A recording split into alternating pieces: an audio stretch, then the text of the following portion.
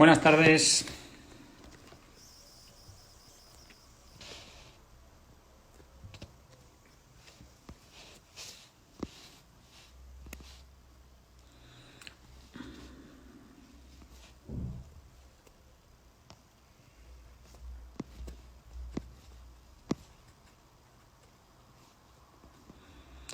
Hola a todos, buenas tardes. Estamos esperando que se conecte más gente. Hoy vamos a hablar de Pakistán.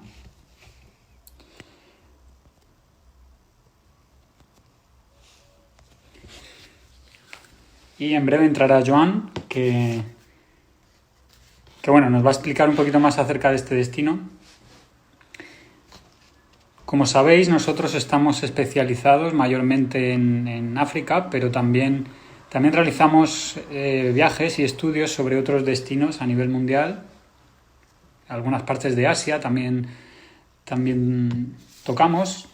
Pakistán, nosotros empezamos a trabajarlo en el año 2017. Llevamos 3 años investigando esa región. Y bueno, vamos a ir por partes del país. Primero haremos una breve introducción, luego hablaremos de por qué. Hola Iván. Bueno, Iván es uno de nuestros colaboradores que se acaba de conectar. Él conoce bien Pakistán y trabaja con nosotros como guía en ese país. Algunas de las fotos que vais a ver hoy son suyas. Así que desde aquí agradecerle a Iván el trabajo que hace también en esta región. Joan no se conecta, no sé si habrá tenido algún problema con su Instagram, pero vamos a esperarle un poquito más. Si no, pues hablaré yo solo. Vamos a contar, vamos a empezar por hablar del motivo por el cual titulamos a esta charla Pakistán, la Nigeria de Asia, que ha sido algo un poco controvertido. Luego Joan dará más detalles, pero ha llamado la atención el hecho de que sí, vale, ya te invito, Joan, de que comparásemos Pakistán con Nigeria. A ver, que me lío. Joan, te invito ya.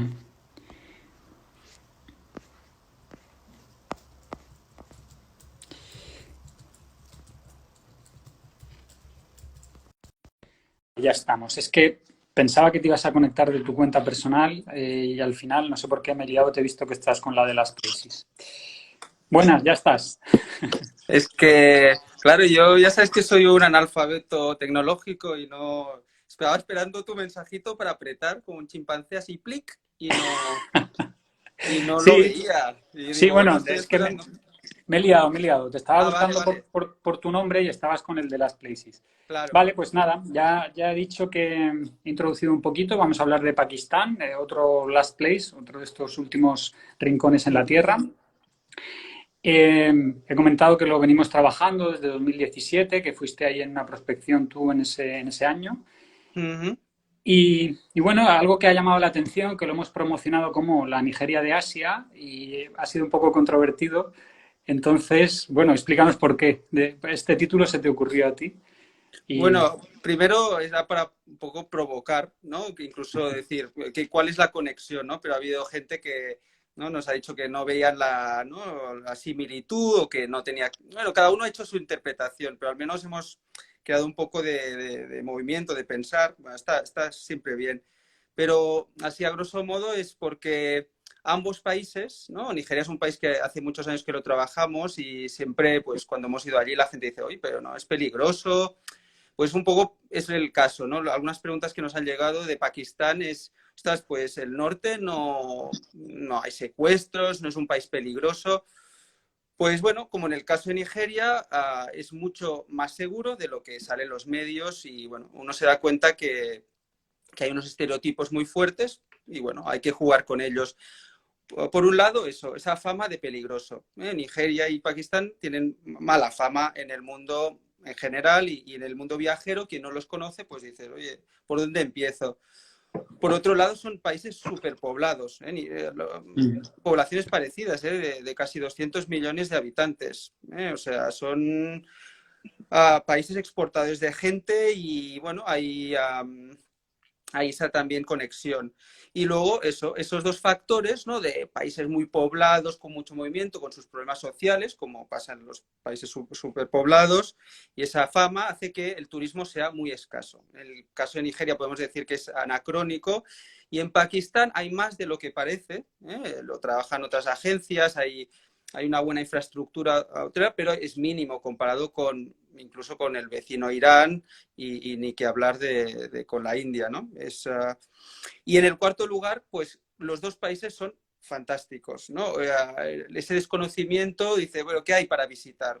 Tanto en Nigeria, que hablaremos otro día de este país, como en Pakistán son tesoros, ¿eh? Realmente hay un potencial espectacular, tanto en cultura, ¿no? Arquitectura, patrimonio y naturaleza. Sí, bueno, luego responderemos a las preguntas que nos han ido llegando esta semana. Tenemos varias y ahora están entrando más. Pero bueno, vamos a empezar por el contexto histórico Sí, de la región. sí. Cuéntanos un poquito. Yo No he sé si al tenido... final ha podido entrar Pituca, le has Sí, podido...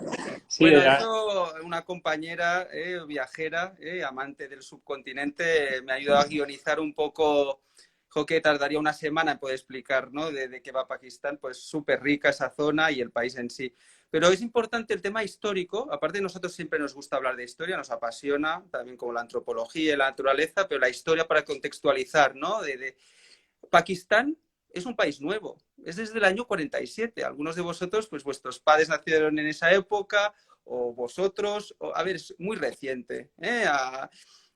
Fue justo después de la Segunda Guerra Mundial cuando, ¿no? Las potencias europeas pues entran en crisis, la juventud ha muerto en la guerra, un cambio de sistema, entonces se empieza a descolonizar el mundo.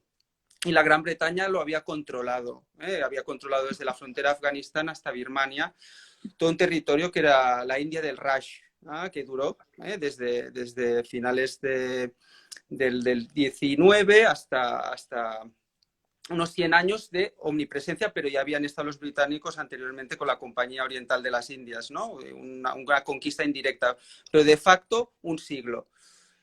Lord Mountbatten da la independencia y hay el tema de cómo se reparte el nuevo país, ¿no? Luego la independencia, quién es el nuevo controlador de la economía. Entonces, bueno, hay esa crisis, ¿no? Las tres religiones, el sikhismo, minoría pero muy fuertes, con mucho poder, mucha influencia, sobre todo militar, los hindúes, mayoría, y la minoría, la gran minoría de varios millones, ¿no? de 200 millones o más de musulmanes.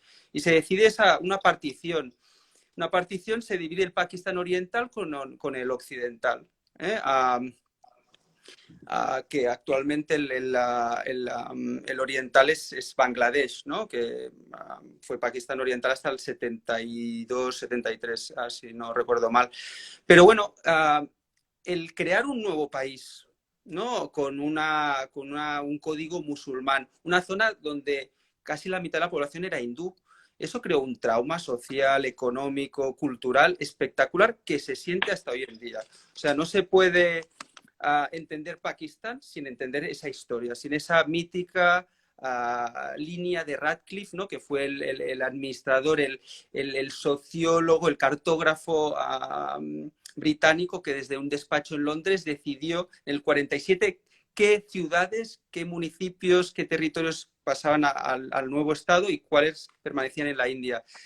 Eso provocó un desplazamiento que no ha visto la historia en otro momento, ¿no? Que unos 15 millones de personas que se mueven. Una película brutal, muy buena, que es Gandhi, que se ve ese momento, ¿no? De cruzar y matanzas. Y eso, tú vas a Pakistán y ves muchas ciudades, muchas casas abandonadas. ¿Por qué esa decadencia?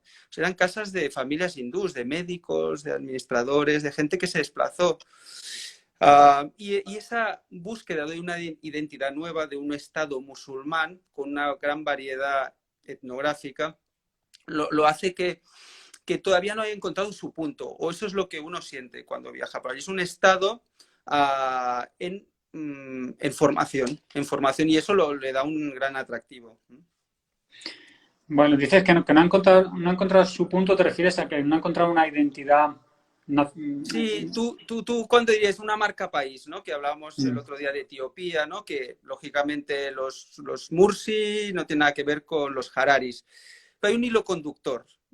Hay mucho contraste, pero hay ese, ¿no? Que Sí, comentábamos antes, ¿no? Un aroma conductor, hay la injera conductora, hay la ortodoxia, hay el Estado que llega a todos sitios y a sus provincias, ¿no? Bueno, pasa en España también con su diversidad, pero hay un hilo sí, conductor, ¿no? En Pakistán no hay ese hilo conductor, no lo sientes. Sientes que el norte ismaelita, ¿no? Que es esa religión, esa vertiente del Islam, mucho más abierta, mucho más mística de alguna manera, eh, va a su bola, donde la formación de las niñas es superior, las niñas no van tapadas. Luego, eso está a 300 kilómetros de los valles del Punjab, mucho más reaccionarios. Después te vas a la zona del este, ¿no? Y es Afganistán, ¿no? Burkas mm. a punta pala, los pastunes, ¿no? Los patanes. Y el sur es otra historia, ¿no? Karachi va también a su bola, ¿no? Es un puerto.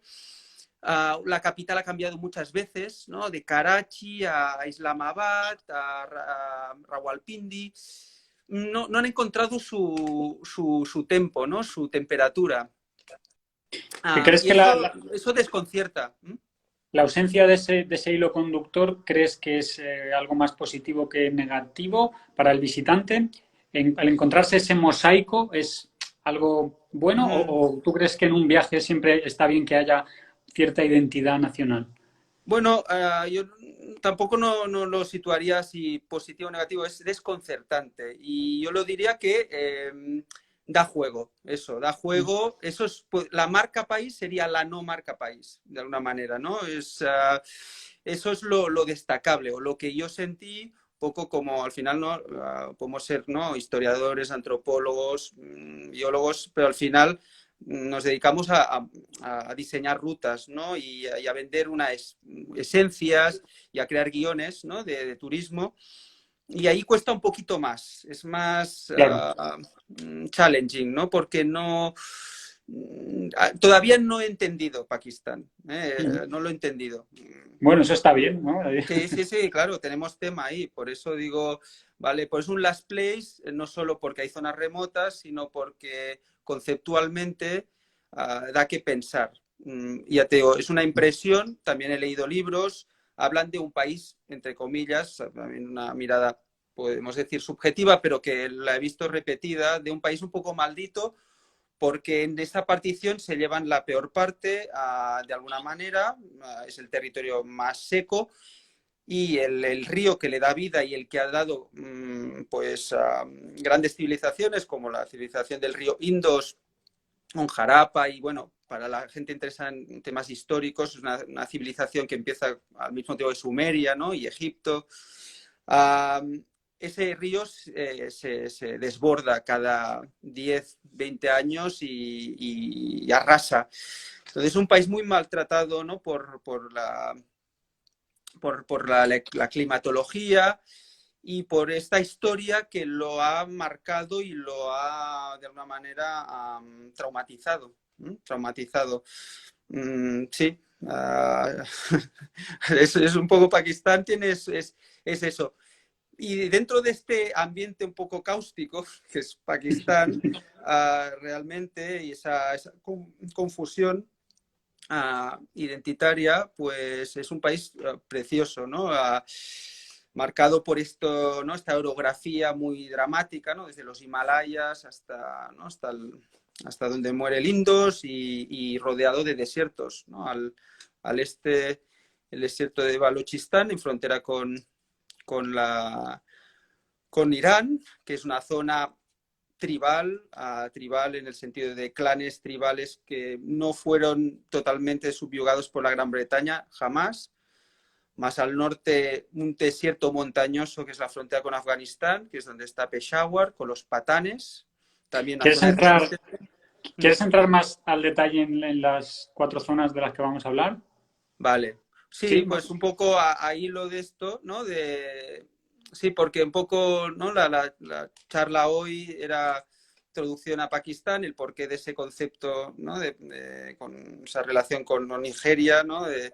Luego un poco esa historia particular y eso que tú comentas, ¿no? De hablar de las 4 grandes zonas geográficas, culturales, pues Empezamos por el norte, si quieres, vale, pues que también enlaza un poco con la pregunta que nos han hecho. ¿De verdad os atrevéis a ir al norte de Pakistán? claro, el norte es muy grande, ¿no? Y es la zona de alguna manera más turística, sobre todo por la marca del Karakorum Highway, la gran carretera, iba a decir hacia el infierno, pero no, hacia los Himalayas, ¿no? Que es una de las más bellas y míticas del mundo, que se abrió creo en el 84 y abrió todo unos valles y unas montañas, unas culturas que hasta entonces habían estado casi aisladas, ¿no? Solo pues, conectadas con el mundo por pequeñas vías, ¿no? Era parte de la ruta de la seda, rutas comerciales entre el Asia Central y las costas de Arabia. El norte es sobre todo para los amantes de la naturaleza. Allí yo que, bueno, vengo de origen, ¿no? De familia veterinaria, ¿no? El tema de la naturaleza y los animales fueron lo primero, pero luego me pasé a otro tipo de animales, ¿no? Bípedos, los humanos, y, bueno, buscando más el tema etnográfico. Pero el norte es espectacular en cuanto a paisajes. Yo no conozco tanto la zona ¿no? de Nepal y Bután y el norte de la India, pero esa zona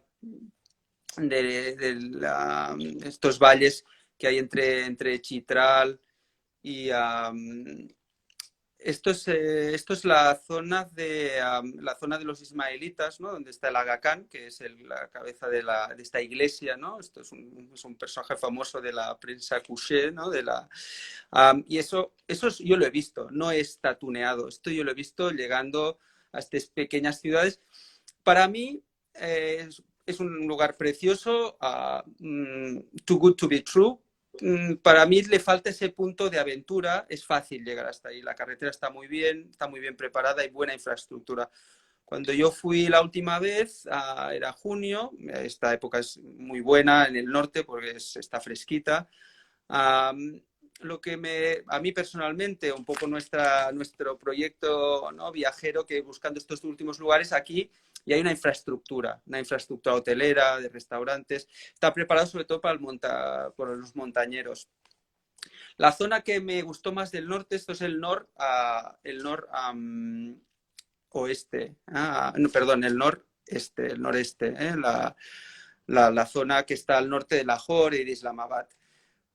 Al cruzar la zona de los Himalayas hasta los valles de Chitral, de camino hacia los Kalash, que es esa minoría étnica que luego hablaremos al final, ¿no? De estos pequeños grupos tribales que quedan. Esa región está menos tocada y tiene más ese sabor de... Hay una película que salía Sean Connery y Michael Caine que se llama Los hombres que pudieron reinar, o que creo es de los años 80, que es unos militares británicos que huyen de las, ¿no? de las tropas y llegan a unos valles, y es esa zona, del valle de Hunza, de la región del reino de Chitral, y allí donde se descubrió el polo, ¿no? Los británicos lo incorporaron a su deporte, y esa región tiene más sabor, es más auténtica, ya las carreteras son peores. Y lo que a mí del norte me sorprendió más fue esta región fronteriza con Afganistán, donde hay esa minoría que retrató a Iván Faure, que es nuestro colaborador y que nos ayuda a guiar viajes por allí, que son los Kalash, que es un grupo que todavía rinde homenaje, ¿no? Es adepto a una religión animista, ¿no? De culto a animales totémicos como el muflón, la pantera de las nieves, ¿no? Que protege a los árboles. Es una cultura animista que conecta con muchas otras culturas que conocemos, ¿no? de África o del Amazonas, y eso es una rara avis en esta parte del mundo. Esto es una chica Kalash, fotografiada por Iván, y eso es el traje típico que usan cada día. Quedan unos 3.000. de los cuales el 70% todavía son adeptos a la religión original y el 30% restante pues se han convertido al Islam. Pensad que están rodeados de Islam entre Afganistán y Pakistán. Es una isla de resistencia. El mito, ¿no? De esas facciones caucásicas, ¿no? Ojos claros, pues mucha gente, ¿no? Pues hay incluso algunos historiadores lo conectan con tropas de Alejandro Magno cuando cruzaba esa región yendo hacia India. Pero bueno, allá hay una gran variedad de aspectos, de fenotipos no raciales. Y bueno, la teoría, pues bueno, está un poco, pero el mito es bonito, ¿no? Esa idea de lugar de cruce de culturas y de resistencia. Allí hay muchos edificios que comentaba antes contigo, Aníbal, que han sido restaurados Sí. por el gobierno de Atenas, ¿no? Como bueno, para poner en valor esa conexión, y muchos Kalash los han llevado en tiempos recientes a dar charlas, pero esa conexión no se tiene, no se puede comprobar al 100%. Pero es una cultura fascinante. A mí eso dije, wow, eso vale mucho la pena. Hay 3 valles, Kalash, uno más visitado, con una infraestructura hotelera, y los otros más remotos, que implica llegar en 4x4 o por trekking. Eso es el Gran Norte. Montañas, un clima y un periodo limitado para viajar. Allí hay un par de aeropuertos, pero siempre dependen de la climatología. Vientos, tormentas. Entonces, lo ideal siempre es ir en 4x4 hacia esas zonas, ¿no? Para poder penetrar en las zonas más remotas.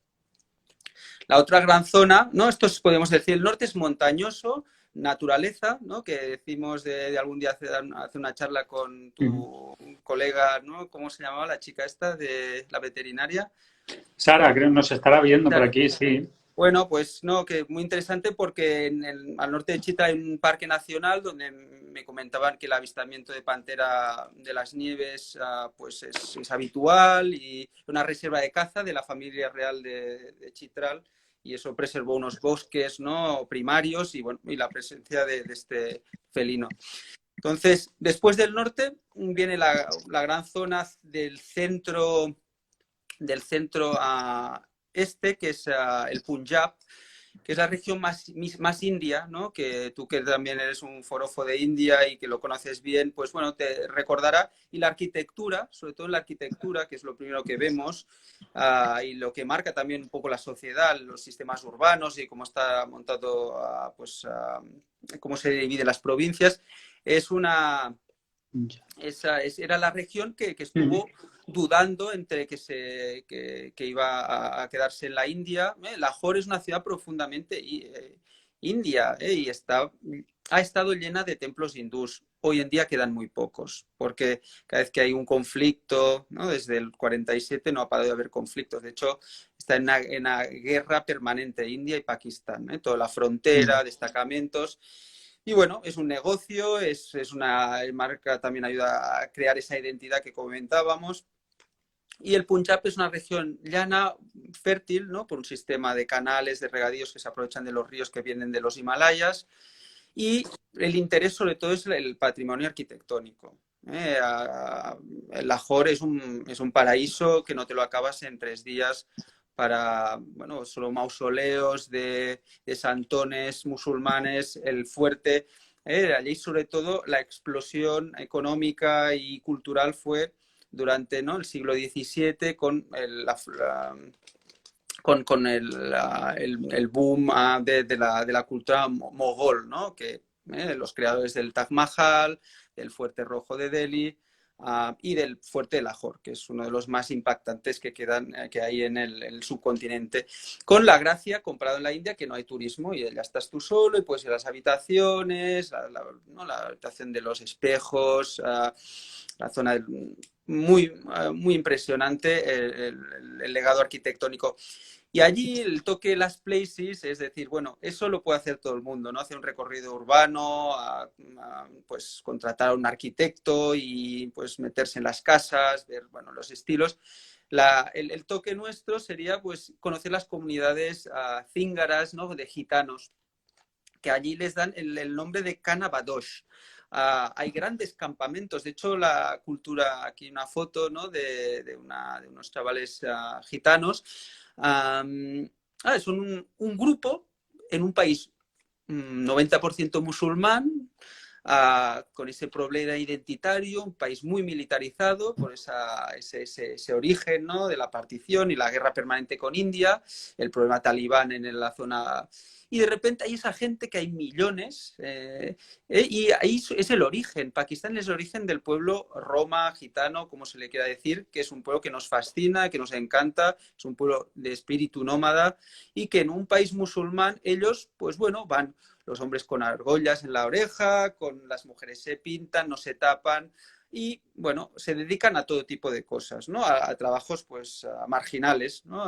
Como esa recoger basura, a vender metal, como hemos visto en España hasta tiempos recientes, y todavía sigue siendo un pueblo que vive entre nosotros, pero que no forma parte de nosotros, y eso es lo que les da un toque muy atractivo, tanto socialmente, ¿no? antropológicamente, como también visualmente, de una fuerza que los distingue, ¿no? Y allá, pues en el Valle del Indus, surgió esa cultura paria que tuvo su diáspora, ¿no? Y que se fue expandiendo por Europa, ¿no? Sobre todo hacia Occidente, adaptándose a culturas, un poco como lo que comentábamos de los fulani, creo, un día, ¿no? De que Sí. se han ido adaptando o cogiendo, ¿no? Incluso se han ido mezclando con razas de otras zonas y adoptando costumbres, ¿no? y elementos, pero siempre manteniendo un hilo conductor cultural en su origen, ¿eh? Y el fenotipo, los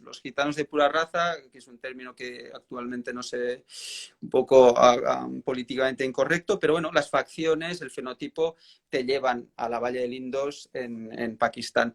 En el Baluchistán, en el Punjab, que es esa parte central, hay las grandes comunidades gitanas de la India, y vale mucho la pena conocerlos, gente muy amable, se sorprenden de su visita, pero da mucho juego visual y te da otra mirada de Pakistán que no se tendría. Que Iván lo comentamos antes, que se fue en su primer viaje y los visitó, tiene fotos muy chulas de su estancia con los gitanos, con los orígenes del pueblo gitano.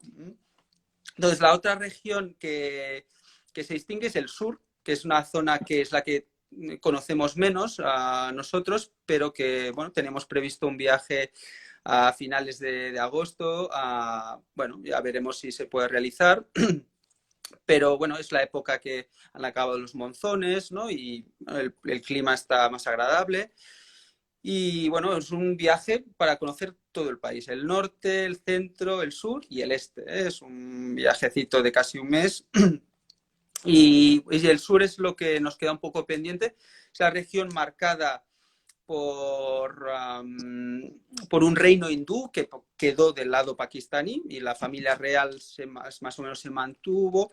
Esto es escritura jarapense, ¿no? de la cultura del Indus, ¿no? Que rendían culto a la vaca. La vaca era un animal sagrado, salen en sus escrituras y en una especie de tablillas que se utilizan como de moneda de intercambio. Pensad que era una cultura que se desarrolla en el 2500 antes de Cristo, al mismo momento que Sumeria, ¿no? que es el origen de las grandes ciudades, del comercio, de lo que somos nosotros actualmente, ¿no? Y hay ese elemento distintivo que es el culto a la vaca, ¿no? Como el hinduismo, ¿no? De alguna manera esa conexión con la cultura india actual, con su religión, con su idiosincrasia, que tiene su origen en esa zona del centro sur, ¿no? A lo largo del río Indus hasta Karachi, que es donde muere. Esa región está marcada por el río. Estas culturas que se han desarrollado tanto en la antigüedad como actualmente dependen del río, porque a los márgenes es desierto. El desierto del Cholistán a la derecha, que es parte del desierto de Thar, que está al sur de Rajasthan, entre el Gujarat y Rajasthan, una zona muy interesante donde viven esas minorías que comentaremos al final, que son los Bhil. Hay 2 o 3 minorías que son hindús, con elementos de animismo en su religión y que se han quedado en Pakistán, que no cruzaron, no se fueron a la India en el 47, se han quedado en Pakistán porque nadie los molestaba. En su desierto nadie les molesta y controla las vías de comercio, las vías de comercio legal e ilegal, y tienen sus rebaños de camellos y de cabras. Y son, bueno, estéticamente es muy parecidos a las minorías que hay en el Rajasthan, en el Gujarat indio, pero que viven allí. Y lo curioso es eso, que en un país musulmán, en guerra con la India, pues hay pues, varios miles de grupos tribales en ese desierto. Y al este de... Al oeste, hoy estoy confundido, que me estoy viendo y ahora digo, ¿dónde está mi dislexia? Aquí se ve en aumento. En el oeste está la zona del desierto del Baluchistán, que es una región que la habíamos incluido en esta ruta, que siempre nos gusta hacer una parte que ya conocemos y atacarla con fuerza y disfrutar y meternos, después hacer un poco de prospecciones. Eso es la costa del Baluchistán, claro, es un desierto que muere en el Golfo Pérsico. Desierto en playas vírgenes, eso da mucho juego, y aparte la cultura. Sobre todo nosotros nos apasionan las minorías étnicas, los grupos que tienen otra mirada, otra cosmovisión, aprender otras estéticas, y allí están los baluchis, los baluchis. Es un pueblo, te pasé alguna imagen, Aníbal, bueno, los hombres llevan unos turbantes gigantes, y bueno, es un pueblo muy guerrero. Esto es un balochi, ¿eh? Mira qué elegancia. A ver, puede uno recordar, ¿no?, a las culturas del Rajasthan o zonas del sur de Irán. Este es el traje típico de los nómadas. Queda un 15% del grupo étnico balochi, que están entre Irán y Pakistán.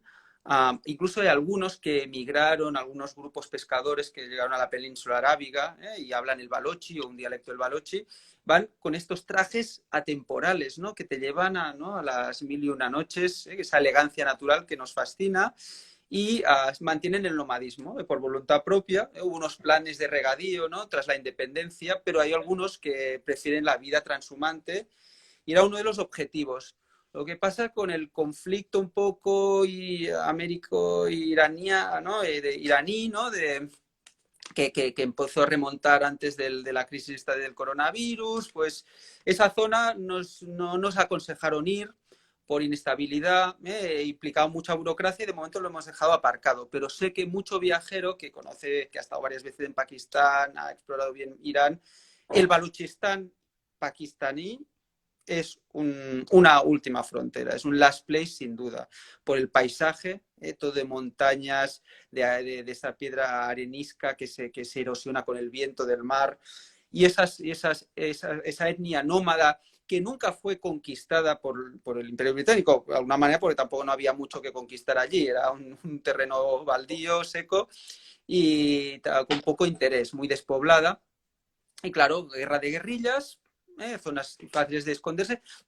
El Baluchistán formó parte del Raj británico durante 100 años, pero de facto esa zona nunca fue conquistada. Y ese punto hace atractivo la zona, porque lo que comentamos de Etiopía el otro día, que han conservado su mirada, ¿no?, su idiosincrasia, su manera de interpretar las cosas, porque no han tenido una influencia cultural, educativa profunda en la época del desarrollo tecnológico, ¿no?, del 19.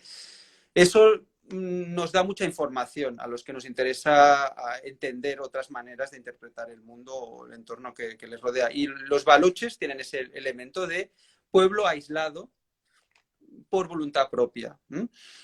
Eso es el sur. Y luego queda el este, que ahí es un lugar también mítico y es lo que a mí me impactó más, junto a los Kalasha, esta minoría étnica que están en el norte, en la zona de Chitral. Una vez más, la frontera afgana. Afganistán sigue siendo un país complicado, nunca ha sido fácil y nunca lo será seguramente. Cuando hablemos de Sudán del Sur en otro, pues hay países imposibles y eso los hace fantásticos y y bien, y los hace atractivos de alguna manera. Pues esa región de los patanes, que eso tú lo has oído, ¿no, Aníbal? Eres un Sí, patán. No es que se use mucho, pero eres un patán, ¿no?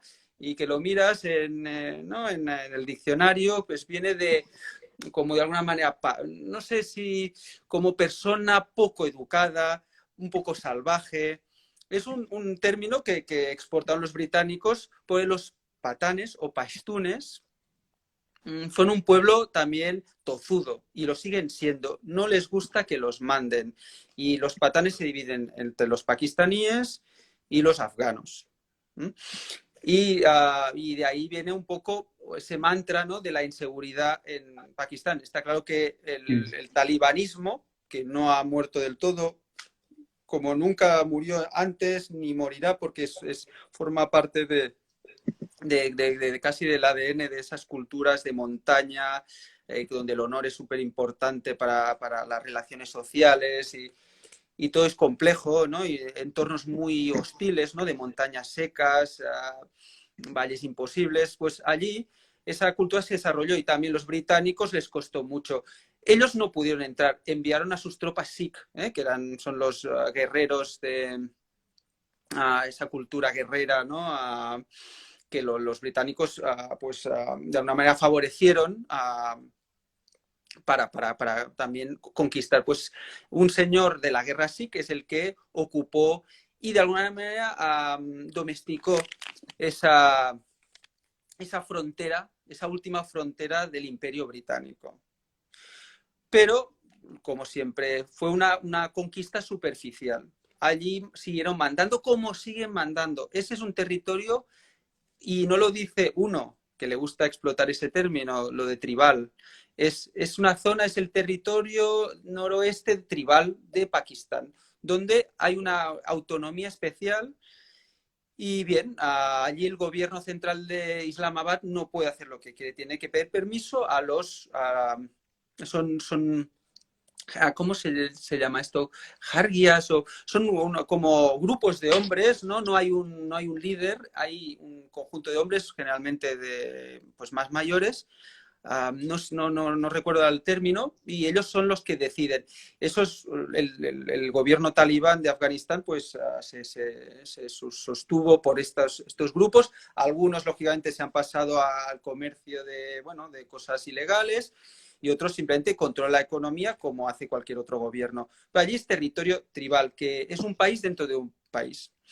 Y para entrar a esas zonas fronterizas, donde ahora aparece una foto de un grupo de cochis, que son nómadas, que cruzan con la transhumancia de Afganistán a Pakistán y viceversa, y para encontrarlos estos son cochis en sus tiendas de piel de cabra. Para encontrarlos hay que buscarlos. Y eso da juego, eso implica tiempo y, lógicamente, contactos para saber dónde están. Los nómadas se mueven y eso hace que mantengan, pues, en parte su identidad original, y que no hayan pasado por el tubo como hemos pasado todos, ¿no? De alguna manera hemos perdido cosas en ese pasaje, ¿no? Esta región se explora desde Peshawar. Peshawar es una ciudad que a mí me sonaba cuando fui allí en 2016, me sonaba de algo, pues seguramente por el conflicto, cuando hubo la guerra cuando la Unión Soviética invade en los años 80 Afganistán, para controlar, como luego vinieron los americanos. Es un lugar de paso, paso donde viene el crudo de Asia Central, va al mar, ¿no? Por esa zona. Entonces es un lugar estratégico, por eso nunca ha estado estable, y siempre ha habido gente desde fuera que lo ha intentado conquistar, ¿no? Y la gente del lugar que no se ha dejado conquistar. Esa es la historia un poco de Afganistán y esa región montañosa de Pakistán. Aquí, pues Peshawar es la base, y es una ciudad de estas, de alguna manera, que nos suenan, ¿no? Peshawar, ¿no? Como Kandahar.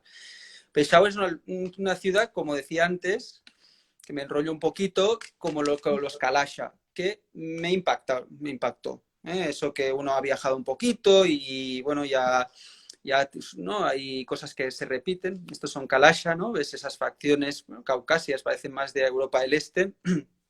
que del subcontinente. Pues Peshawar es fantástica. Es una ciudad muy poblada y un núcleo antiguo pues que se ha preservado, una zona que lo restauró la UNESCO y otra zona pues que se cae a trozos, pero tiene mucho sabor. Y en cuanto a temas, tú que eres fotógrafo, en temas visuales, da mucho juego el tema de la gran presencia de mujeres en burka, que lógicamente esos son temas pues polémicos, ¿no? Pues la gente tira, bueno, tal, que somos frívolos. Hay allá el 20% de la población son refugiados de Afganistán, de las diferentes guerras que ha tenido desde los años 80 hasta la época talibana reciente. Bueno, es una realidad. Entonces, bien, una de las características es la submisión de la mujer en la cultura patán, en la cultura pashtun, y el burka, que se usa desde hace siglos, pero formó parte del imaginario colectivo desde hace pues, una década o un poco más, ¿no? Con la incursión talibana en Afganistán y su presencia intermitente en Pakistán. Es cierto que allí los hoteles pues, tienen alta seguridad. Yo me moví sin demasiado problema, o sea, realmente sin problema, el mismo problema que podría tener una ciudad india o de Irán o de Birmania o de cualquier lugar del sur de Asia. Es una ciudad que vale mucho la pena. Allí la base es la cultura gandhara, que como Pituca de alguna manera ya observó, pues muy difícil hablar de tanta cosa como tiene Pakistán. Pero la cultura gandhara es una cultura híbrida de alguna manera muy interesante, ¿no? Que mezcla elementos hindúes con budistas, con influencia occidental, ¿no? En las facciones de estos relieves en piedra. Y es en Taxila, ¿no? Uno de los epicentros. Fue un reino, de alguna manera, pero un reino más que guerrero, más intelectual, ¿no? Fue una especie de corriente que vino de la zona budista, de la zona de los Himalayas, de China, y que penetró por el Valle del Indus, ¿no? Y su epicentro en Pakistán es en la zona entre Taxila y el Valle de Swat. Y pues la gente interesada en historia, pues allí tiene. Y en Peshawar hay un museo fantástico de este tipo de escultura. Entonces, hay mucho tema. Pero no sé cuánto más o menos vamos. Pues tenemos 10 minutos más. ¿Quieres comentar más cosas? ¿Respondemos preguntas? Hoy ha sido como avalancha, ¿no? Pero bueno, Sí, bueno, claro, tú eso lo controlas un poco menos, ¿no? claro, Eso es un ya. destino que conoces mucho más. En Etiopía hablé yo más, ahora te toca a ti. Por eso, Bueno, eso ya te digo, es un lugar que vale la pena porque no está todo dicho, ¿no? Y en el fondo hay poca información. Tú, mira que has estado a veces, ¿no? En la India, al lado, y Pakistán, ¿cómo se entra allí, ¿no? Y bueno, sabes que sí, pero que no. Y bueno, hay ese tema, ¿no? Pero para acabar, si quieres, si hay estos 10 minutitos, pues hablar un poco la esencia un poco de las places en Pakistán, que a pesar de todo el esplendor que tiene en cuanto a ecosistemas, que eso es para hablarlo con Sara, la chica, con sí, Sara, que ella es está la comentando por veterinaria, aquí. que hiciste esta charla, ¿no? sobre la fauna de los Nepal. Himalayas y también su interés por las minorías étnicas. A ver, yo cuando estuvimos haciendo el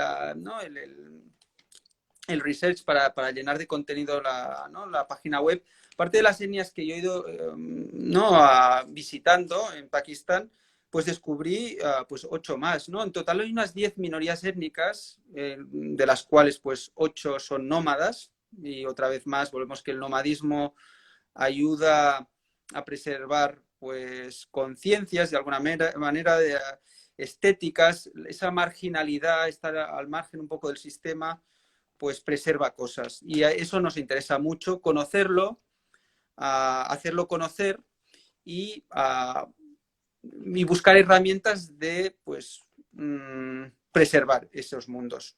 Eso es un poco la filosofía de las places, ¿no? Pero una de las etnias, y creo que nos seguía una chica que, a ver si, que es Yamuna Flaherty, que me dijo, no sé ni qué identidad, pero buscando el otro día información sobre los Brokpa, que es esos misterios, estos tesoritos, ¿no? Como tú descubriste a los Chimba en Angola, ¿no? Esa tribu invisible en las montañas con Namibia. Pues los Brokpa es un pueblo que se ha dado a conocer en los últimos 10 años, sobre todo por fotografía, de fotografía así más etnográfica. Es un pueblo pues de fenotipo caucásico aquí. Lo veo un poquito pixelado, pero bueno, se ve. Es en su vestimenta, de ceremonial, ¿no? Pero son sus facciones, ¿no? Le comentaba, pues bueno, dices, ese fenotipo como casi armenio, ¿no? Esas narices prominentes, y una conexión estética, ¿no? Y aparte, y ese elemento, pues, natural, ¿no? De esos tocados con flores, eso es fantástico visualmente. Pero atrás de la imagen, ¿qué hay, no? ¿Qué hay? Ahí es donde estamos nosotros, ¿no? De, pues, intentar ir allí, fascinarnos por esa estética, por ese entorno, pero entender de qué viene eso y por qué están allí. Y el descubrimiento fue en este research, ¿no? De esas minorías que quedan en Pakistán, fue que los Brokpa, que se conocen sobre todo del lado de la India, que están entre el Ladakh y el Kashmir, ¿no? Hay 2.000 que están en territorio pakistaní, aislados. Solo llega una carretera que se llega en moto.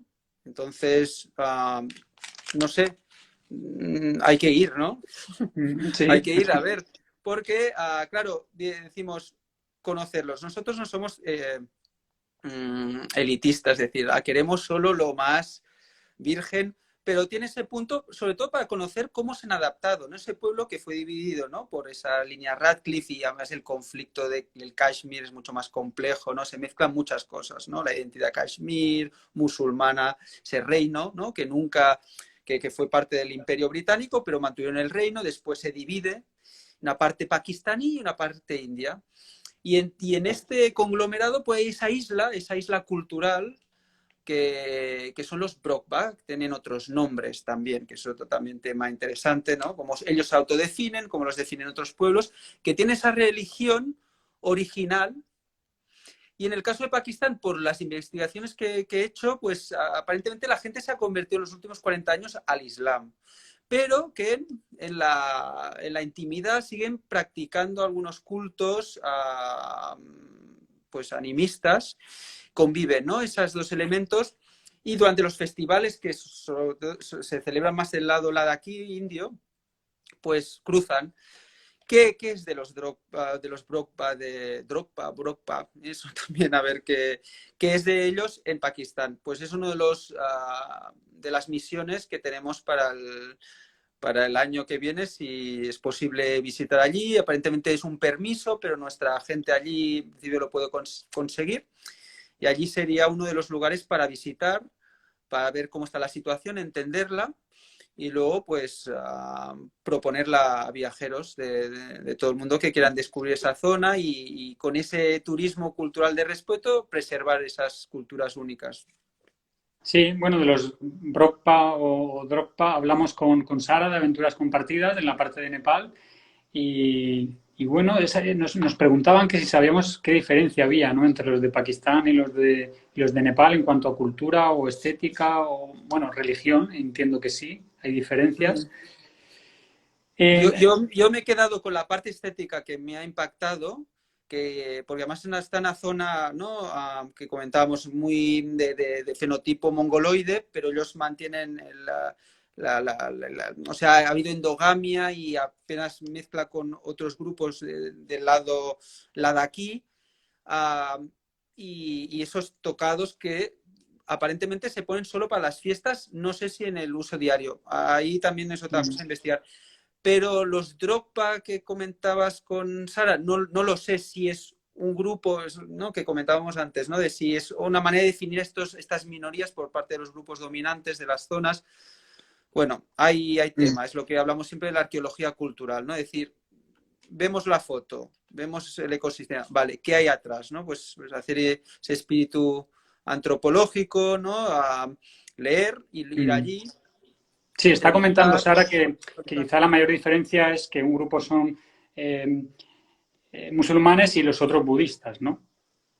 Vale, Que sí, es una diferencia importante, ¿no? A nivel cultural. sin duda, no, no, y es muy interesante decir cómo una gente que practica una religión himalaica, ¿no? De culto a animales totémicos, bueno, animales que cazaban o que eran importantes para ellos, han adoptado a veces por supervivencia, ¿no? A la religión dominante en la zona, que a veces es para de cara a la galería y en el momentos íntimos siguen aparentemente, ¿no? Un poco lo de los judíos conversos, ¿no? Que Mm. oficialmente se convirtieron, pero luego mantuvieron algunos cultos, algunas prácticas para no perder esa importancia de no perder del todo las raíces, ¿no? Lo que te hace ser. Sí, pues esta pregunta la hacía Julia de la diferencia de los BROCPA en un país y en otro. Y una pregunta que ha llegado esta tarde, que nos preguntaban acerca de la normalización, ¿no? De los transexuales en Pakistán. Y esto es algo que yo ya hablé con Juanjo Reina, que me dijo que él tuvo la oportunidad de convivir con un grupo de transexuales que, en Pakistán. También Iván Faure tiene un reportaje en su página web. Sí, Y es algo interesante porque ha habido un movimiento defensa de los derechos de los transgénero en esa región, con activistas políticos, con manifestaciones, con campañas. Y en 2018, si no me equivoco, el gobierno sacó una ley que, para dar completos derechos a los transexuales. Y bueno, actualmente parece ser que se han normalizado bastante, lo cual es pues paradójico, ¿no? En una sociedad claro. musulmana, en una sociedad que es muy conservadora en otros aspectos. Sin embargo, se ven a transgénero, transexuales, pues actuando en bodas, en ceremonias, como cantantes, con danzas, con bailes. Y va un poco por regiones, según he leído, ¿no? En algunas zonas sigue estando Claro. bastante mal visto, pero en otras hay una normalidad que incluso es mayor que la que puede haber en España. Entonces, Sí, es es que algo forma también. parte, esto nos lleva a otro tema a comentar algún día cuántos sexos hay, ¿no? Porque Mm, el género, ni la homosexualidad, o sea, hay muchas variedades y en casi todas las sociedades ha habido pues elementos que forman parte, ¿no? O sea, otras tendencias, otras estéticas, maneras de relacionarse con la parte sexual nuestra identitaria, ¿no? Que al final es identidad.